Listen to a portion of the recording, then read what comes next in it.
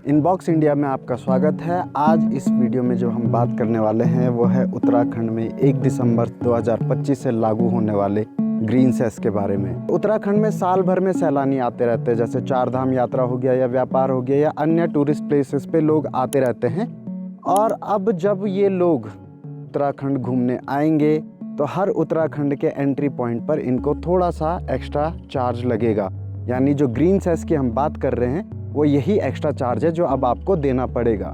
ये जो पर्यावरण का शुल्क है अब ये किस तरीके से लगेगा, कैसे लगेगा, अन्य देशों में अन्य जगहों पर किस तरीके से लागू होता है, इस वीडियो में हम आपको पूरी तरीके से समझाएंगे। ग्रीन सेस या ग्रीन टैक्स एक तरह का पर्यावरण शुल्क है जो सरकारें प्रदूषण कम करने, संसाधनों की रक्षा करने और सस्टेनेबल डेवलपमेंट को बढ़ावा देने के लिए लगाती हैं। ये शुल्क आमतौर पर उन गतिविधियों पर लगता है जो पर्यावरण को नुकसान पहुंचाती हैं, जैसे पुरानी गाड़ियां, पेट्रोल डीजल, इंडस्ट्रीज के उत्सर्जन या माइनिंग। इससे जमा पैसा पर्यावरण प्रोजेक्ट्स में इस्तेमाल होता है, जैसे वेस्ट मैनेजमेंट, पेड़ लगाना, pollution control, electrical vehicle subsidy और रिन्यूएबल एनर्जी। भारत में ये राष्ट्रीय स्तर पर पहले कोयले पर लगता था, लेकिन अब जीएसटी में शामिल है। अब ये उत्तराखंड में कैसे लागू होगा और इसके फायदे नुकसान क्या हैं और किस तरीके से ये काम करने वाला है, अब इसके बारे में हम आपको बताएंगे।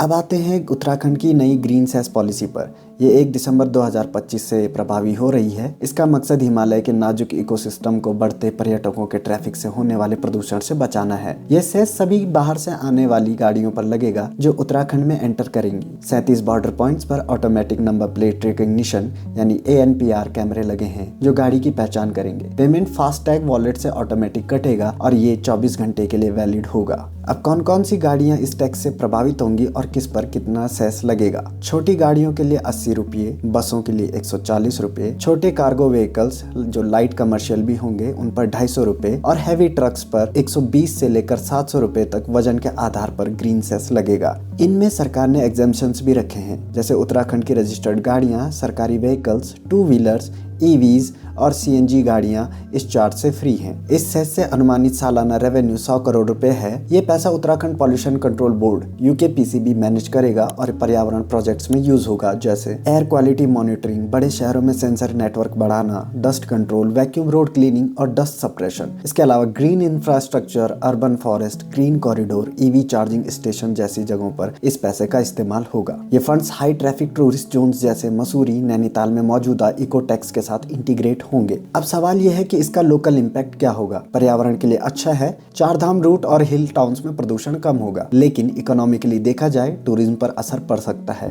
डुअल टैक्स सिस्टम यानी state wise cess plus local eco tax से पर्यटक घट सकते हैं। छोटे बिजनेस इससे प्रभावित होंगे, इसलिए इस टैक्स में ट्रांसपेरेंसी जरूरी है, वरना फंड्स का दुरुपयोग हो सकता है। यहाँ पर यह बताना जरूरी है कि सिर्फ उत्तराखंड पहला राज्य नहीं है जो ग्रीन सेस जनता से ले रहा है। देश में कई अन्य राज्य हैं जो ग्रीन सेस या ग्रीन टैक्स कई दूसरे अन्य नामों से जनता से लेते हैं और उनका किस तरीके से इस्तेमाल करते हैं हम इसके बारे में भी आपको बताते हैं। अब देखते हैं दूसरे राज्यों में ग्रीन सेस कैसे काम कर रहा है। महाराष्ट्र में पुरानी गाड़ियों पर ग्रीन टैक्स MPCB प्रोजेक्ट्स और EV चार्जिंग के लिए यूज होता है। दिल्ली में कमर्शियल व्हीकल्स पर एनवायरमेंट कंपनसेशन चार्ज लगता है। हिमाचल प्रदेश में टूरिस्ट व्हीकल्स पर इको फी, वेस्ट मैनेजमेंट के लिए इसका यूज होता है। गोवा में इंडस्ट्री पर ग्रीन सेस है, साथ ही माइनिंग रेस्टोरेशन के लिए भी यह चार्ज किया जाता है। उत्तराखंड का सेस स्टेट वाइड है जो टूरिस्ट ट्रैफिक पर फोकस्ड है। अब तक हमने बात की उत्तराखंड में जो लागू होने वाला है ग्रीन सेस, इसके बारे में किस तरीके से ये लागू होगा, इस देश में कहाँ कहाँ ग्रीन सेस की तरह टैक्स लिया जा रहा है और उसका कैसे यूज़ हो रहा है और मिसयूज़ हो रहा है, इसके बारे में अभी तक हमने बात की।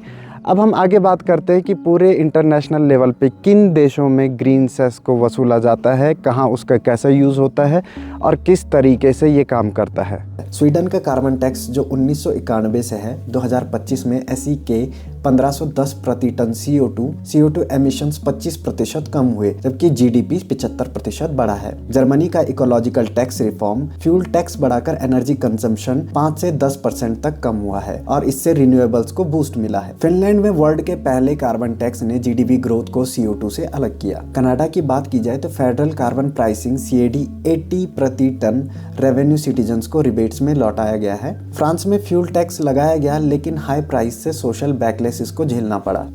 इसके अलावा सिंगापुर में भी फेज्ड कार्बन टैक्स लगाया गया है। अब इन सब उदाहरणों से हमें जो सीख मिलती है कि मजबूत price, complementary policies, revenue recycling और ट्रांसपेरेंसी इस सब में जरूरी है। भारत में स्टेट लेवल सेस तब प्रभावी होंगे जब फंड्स का ट्रांसपेरेंटली यूज हो। अब इस ट्रांसपेरेंसी के लिए उत्तराखंड क्या कर सकता है? यूकेपीसीबी फंड एलोकेशन के लिए एक रियल टाइम डैशबोर्ड रख सकता है। फंड्स का डाइवर्जन या अंडर यूटिलाइजेशन रोका जा सकता है। ईवी को बढ़ावा दिया जा सकता है। साथ ही पर्यावरण इंडिकेटर्स पर सेस रेट्स की पीरियोडिक रिव्यू की जा सकती है। इसके अलावा स्टेट और लोकल इको फीस को कोऑर्डिनेट किया जा सकता है, जिससे कि डबल टैक्सेशन अवॉइड हो सके। ये वीडियो आपको कैसा लगे हमें कमेंट सेक्शन में ज़रूर बताएं। इस वीडियो को लाइक करें और हमारे चैनल इनबॉक्स इंडिया को सब्सक्राइब जरूर करें।